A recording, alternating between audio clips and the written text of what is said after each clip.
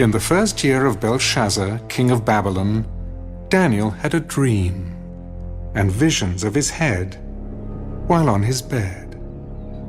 Then he wrote down the dream, telling the main facts. I saw in my vision by night, and behold, the four winds of heaven were stirring up the great sea. And four great beasts came up from the sea, each different from the other.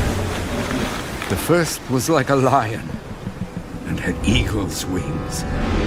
I watched till its wings were plucked off, and it was lifted up from the earth and made to stand on 2 feet like a man. And a man's heart was given to it. And suddenly, another beast, a second, like a bear. It was raised up on one side and had 3 ribs in its mouth between its teeth.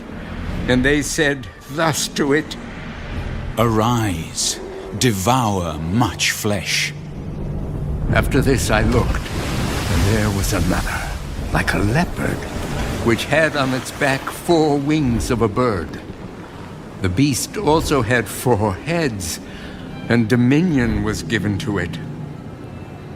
After this I saw in the night visions, and behold, a 4th beast, dreadful and terrible, exceedingly strong.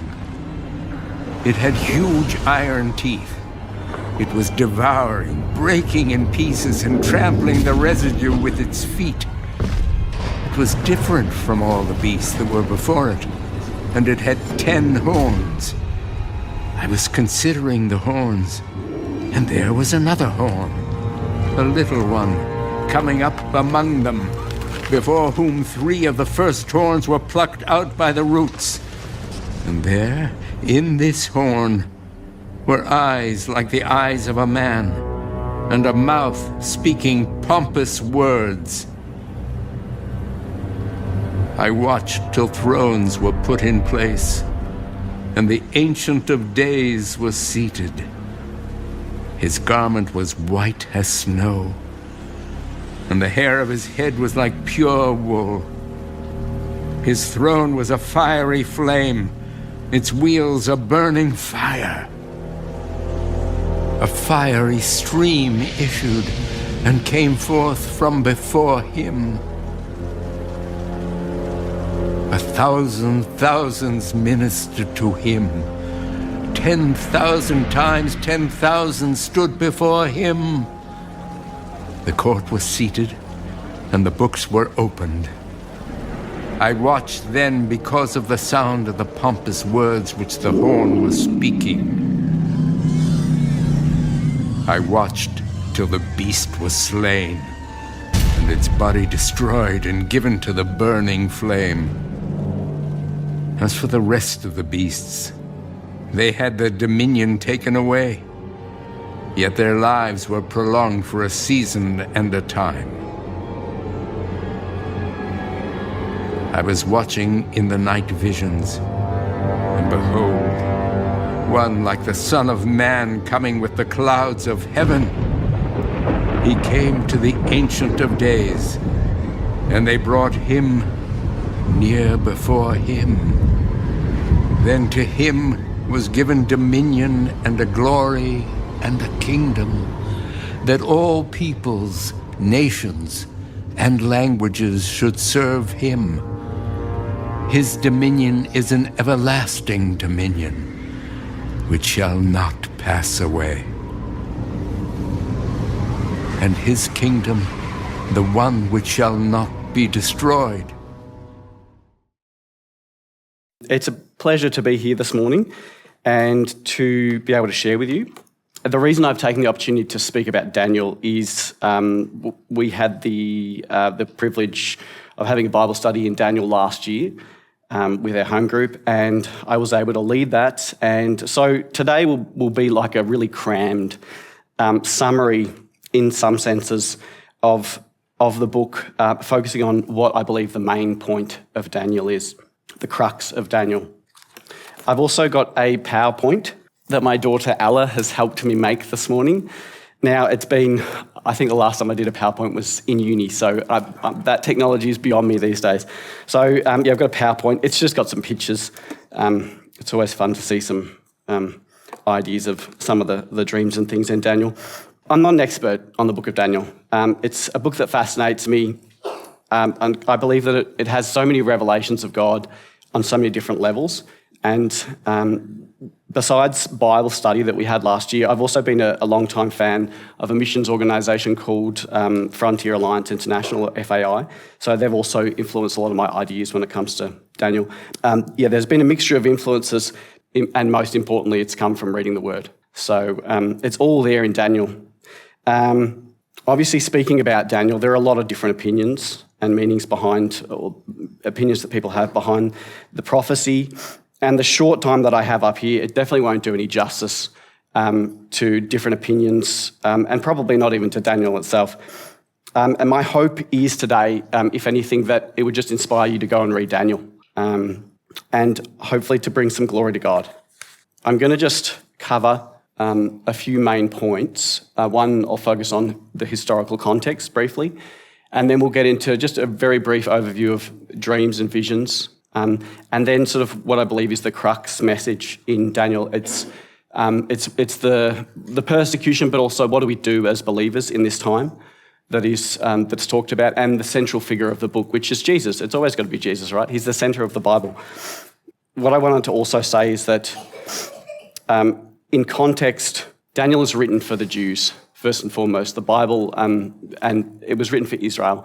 But it is also for us as an extension because we've been grafted onto the same tree that Paul says in Romans.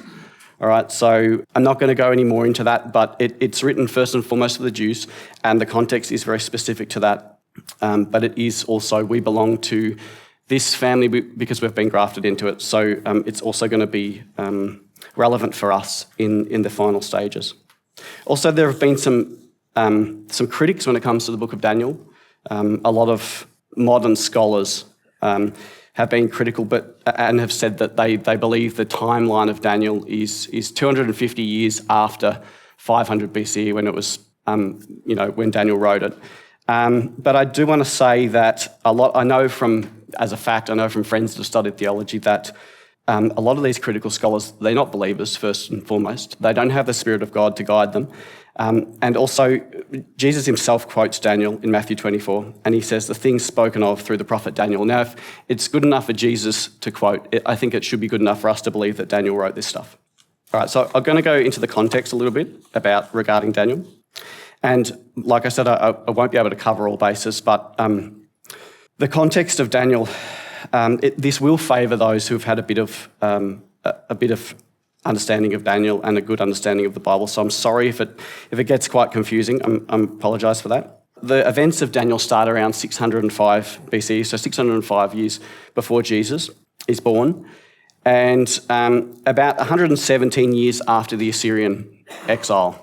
So the northern kingdom of Israel was, God warned them through the prophets Amos and I forgot the other prophet, but God warned the northern kingdom that they would be put into exile if they didn't turn back to God, but they rebelled against him. And the Assyrian exile happened. So 117 years later, God has warned the southern kingdom of Judah, which is in Jerusalem, and God has warned them that through the prophets Jeremiah and Isaiah, that if they don't turn back to God, he will chuck them out of the land to bring them back in the future, but they'll have to go into exile. But anyway, these events happened, and we find that the kingdom of Judah is exiled to Babylon. So they were sent into exile to be in the hands of the Babylonians, and the events of Daniel, what we often fail to understand is that Daniel and his friends that we read about, they would have been through a traumatic experience. They would have been through probably watching their friends slaughtered, their family, possibly family and friends slaughtered.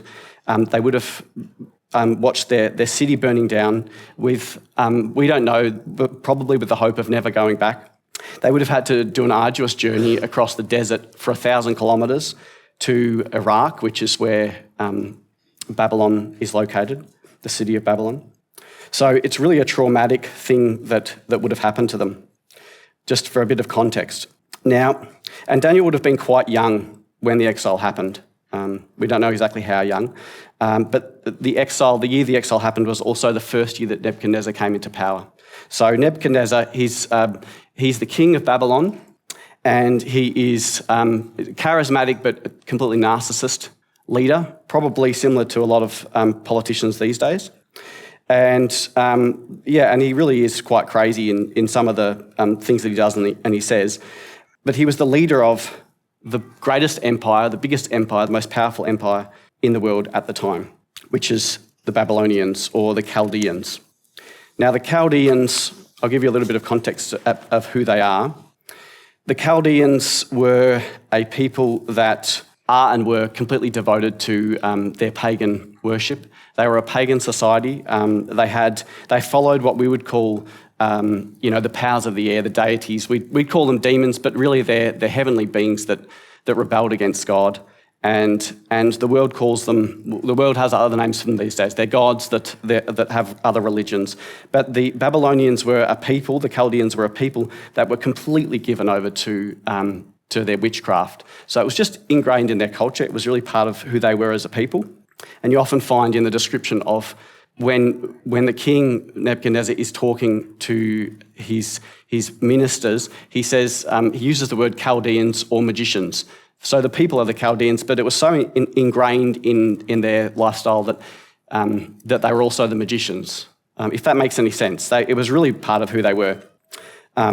So this is the context that the Israelites are thrown into.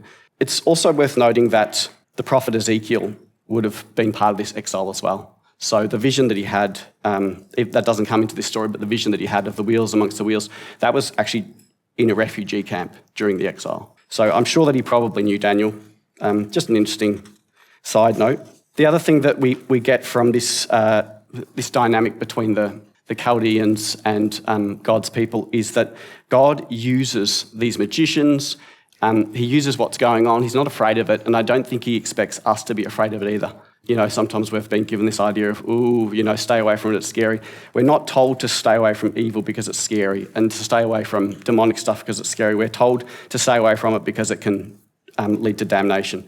But God's not scared of this stuff. Obviously, he made all these beings. And through the book of Daniel, if you read it, you'll see that there's just an interwoven story of God using people's dreams and visions, and the magician and the astrologers, and Daniel doesn't say, kill the magicians, he says, let them survive, don't kill them on account of me, So yeah, just also a little side note. So I'm going to do a brief overview of dreams and visions. I'm just going to go over them briefly, and then I'll focus on two in particular. The first one is Nebuchadnezzar's dream. Yeah, so that's just some of the visions. So you see Nebuchadnezzar's dream is the first dream that comes up, but it's not obviously Daniel's dream, it's from Nebuchadnezzar. And it's of a great statue that Daniel interprets to the king what that actually symbolises. The second one is of a giant tree. This is also a dream that Nebuchadnezzar has, and it's basically about him, but it also talks about God's coming kingdom. We also have in Daniel 7, we have the beasts, the four beasts, dream that Daniel had, which I'm also going to talk about in a moment. And we have the fourth, which would be the ram and the goat in chapter 8. And in this dream, it's the angel Gabriel that comes to Daniel and gives him an interpretation. And this is one thing about Daniel and the book of Revelations and a lot of the Bible. If we have a strange, bizarre image, there's usually, most times, there's an angel that comes and gives an interpretation. So we don't have to interpret what that means ourselves. The angel gives us the interpretation. And in chapter 9, we don't have a dream, but Gabriel actually comes to Daniel and talks with him about future events. And chapters 10, 11, and 12 are a massive prophecy or a massive vision that Daniel has that's about a heavenly being that he sees at the river, and he goes completely limp and is petrified. And through this, the heavenly being reveals to him a vision and also certain things that are going to happen in the future. This is also, you might be familiar with, this is also where the this heavenly being says he has to go and fight the Prince of Persia. Gives us a bit of an insight into the heavenly realm and the powers of the air.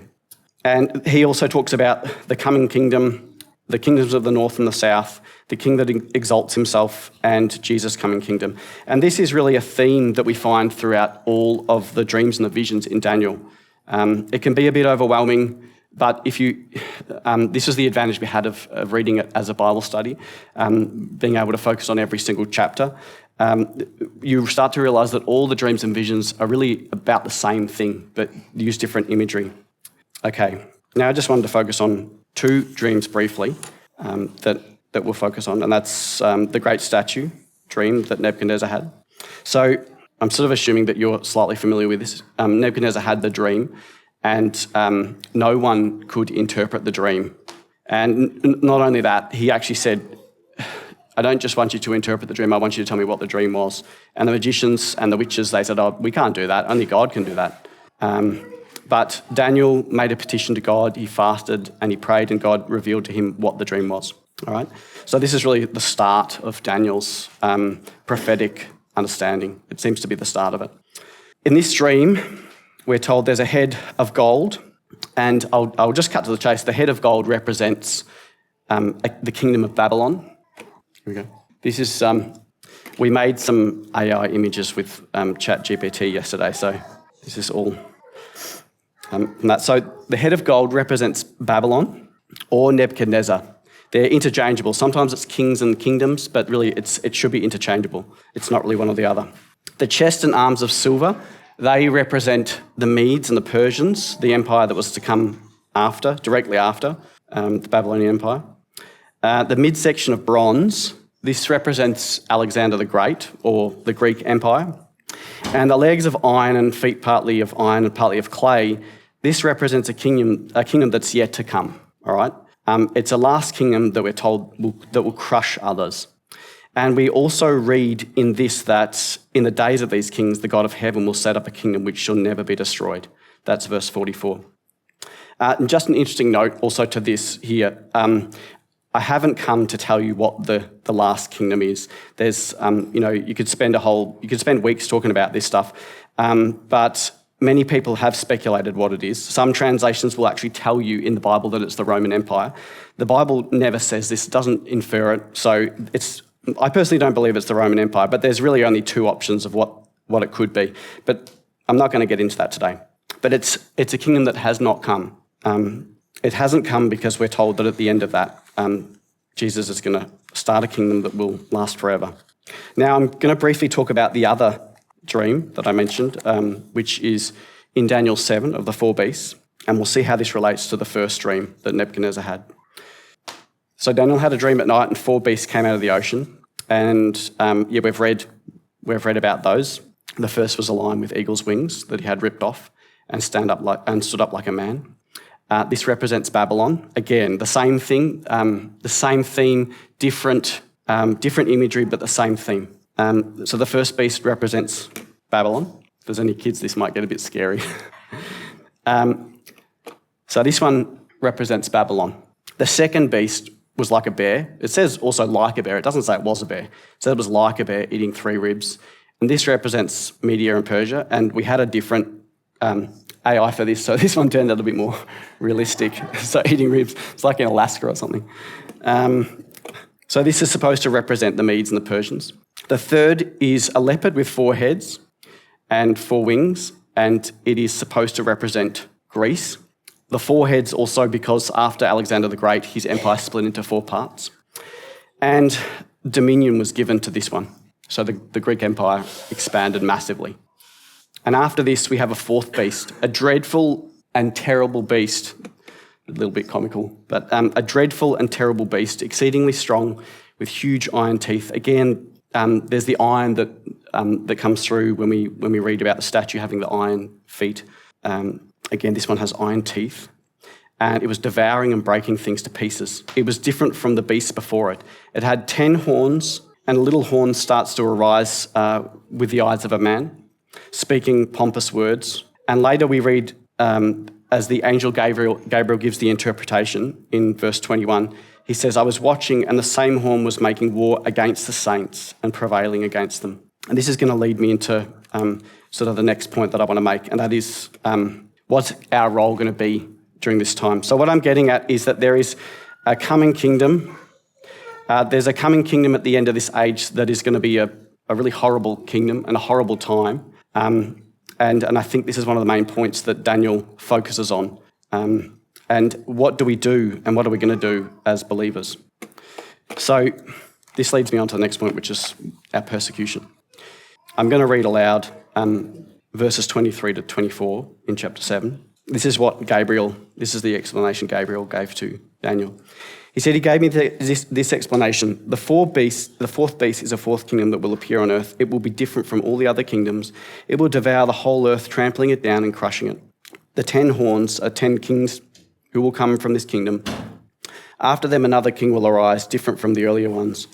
He will subdue 3 kings. He will speak against the Most High and oppress his holy people and try to change the set times and the laws, and the holy people will be delivered into his hands for a time, times, and half a times, which is 3.5 years. But the court will sit and his power will be taken away and completely destroyed forever. Then the sovereignty, power, and greatness of all the kingdoms under heaven will be handed over to the holy people of the Most High. His kingdom will be an everlasting kingdom, and all rulers will worship and obey him. All right, so this is heavy stuff. Persecution. It's heavy stuff that we're talking about. It's been estimated that there have been 70 million martyrs, Christian martyrs, in the last 2,000 years. And more than half of these were last century, in the 20th century alone.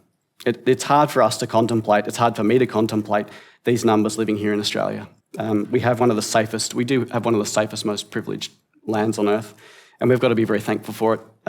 But we can't be ignorant about the fact that there is so much persecution of Christians throughout the earth. There are estimated 5,000 Christians murdered annually for their faith in Jesus.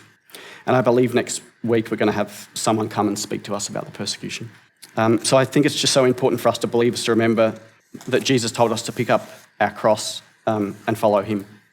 I believe that the book of Daniel and this last kingdom will be the last 7 years on earth, as described in Daniel, and also in the book of Revelations, of the revelation of Jesus Christ.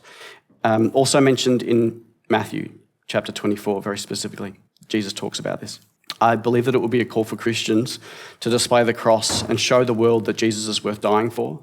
And it definitely is a hard thing to accept as Christians, but I believe that this is what the Lord wants us to get used to, because I believe that it's the truth. And I think the more we grapple with it and get used to this idea, the easier it is for us to comprehend and understand. And also, when the time comes, if the time comes in our life, this specific time, no doubt there'll be other trials and tribulations in our life, but when the time comes, that we would have understanding. Again, this seems to be a Western world problem that we really struggle with this idea of persecution. And there already is so much persecution in the Christian church around the world. Now, some years ago, I stumbled across this organisation, and these concepts came to me through different Bible studies, and I did struggle with this idea, and I grappled with it until I had a peace about it, come what may. And the great news is, guys, that it's for a short time. And the great news is there's a coming kingdom. And there's the resurrection. We can't forget this. There's the greatest thing. The king's coming and he's going to resurrect us, all right? But I know it's not a good thing to talk about suffering, but this is a real thing that we have to, I think, face as Christians. Now, suffering is unfortunately par for the course.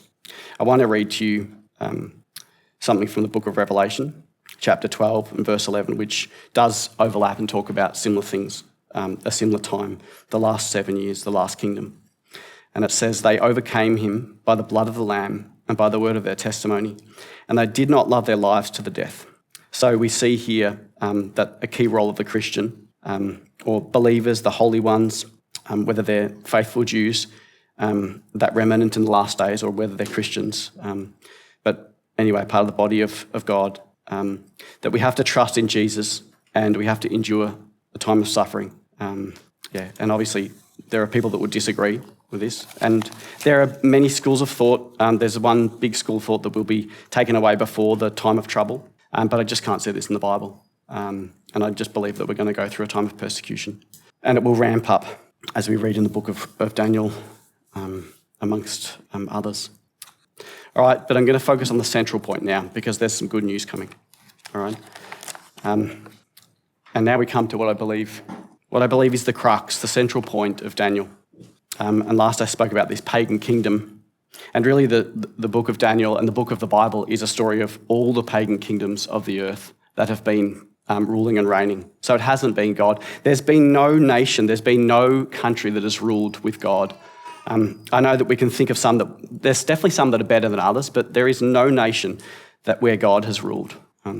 Obviously Israel tried, we had God ruling, and then the people disobeyed. But really the story of the Bible and the story of this world has been that up until now, ungodly, demonic, pagan kingdoms have ruled. But the story is that there's a coming kingdom that's going to change that.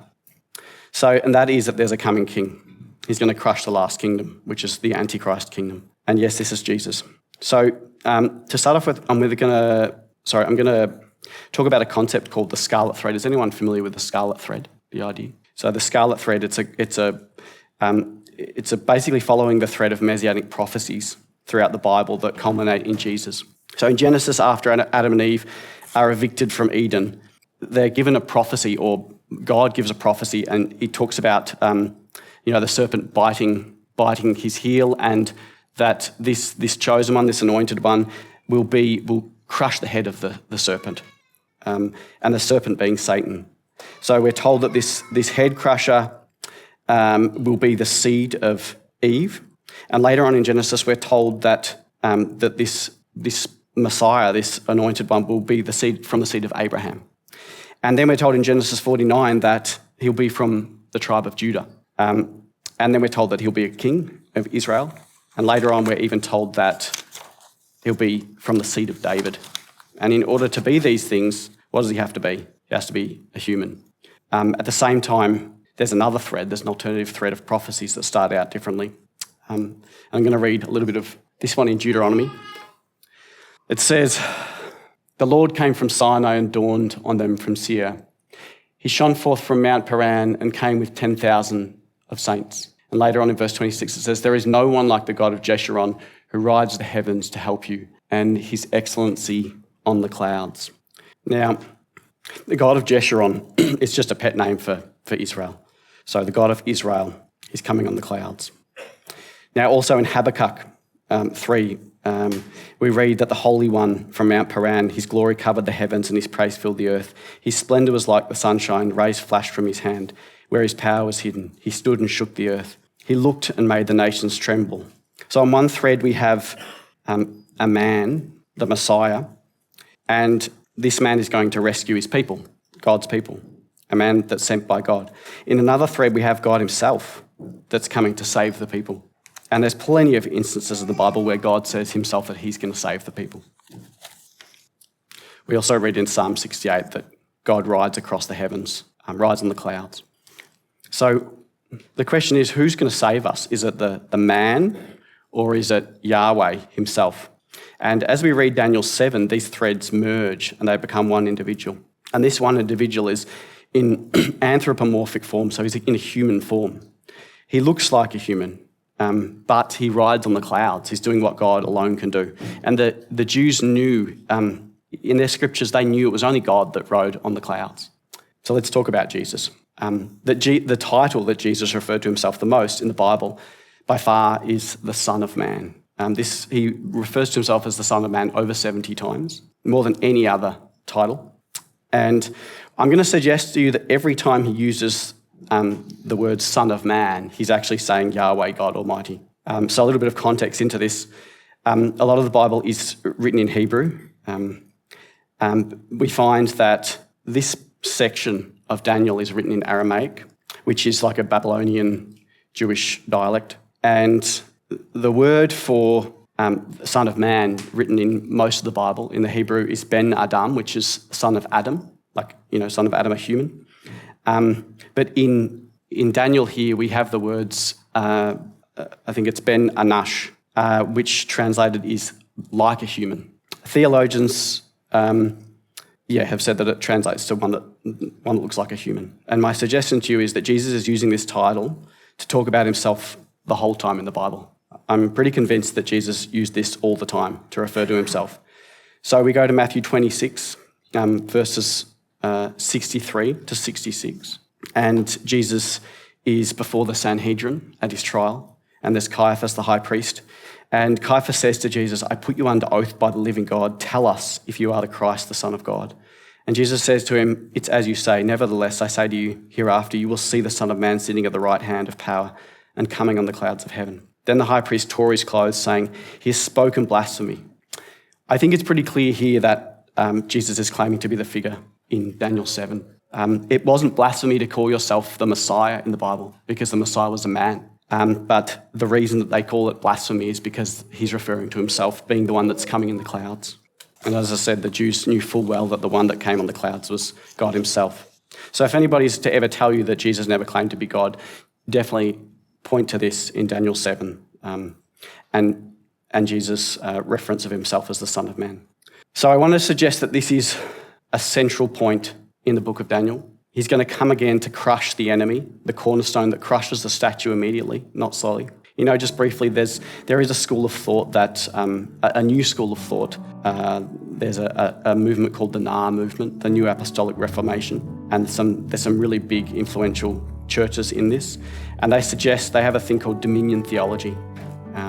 They suggest that we're going to claim one piece of earth for God, and so the whole world will just slowly come under God's dominion.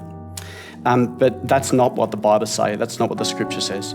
They say that it will come to an abrupt end. It's an abrupt end when the cornerstone hits the statue and destroys it. So this age will come to an abrupt end when the Lord returns. And it's good news, right? His kingdom is going to be established forever, and we are going to be called, we have been adopted sons and daughters, and we will rule and reign with him, the Bible says, when he comes in glory. So in conclusion, I think the core message of Daniel from God to us, his people, is a story, or is really how the story will unfold towards the end. And this story involves a terrible last kingdom and persecution as believers, but we're told to persevere and to stay strong for this last short time until God's kingdom suddenly arrives and destroys the kingdoms of this world. Jesus will be given a kingdom, and it will fill the whole earth, and it will have no end. It's a call to endurance, but the story has a good ending.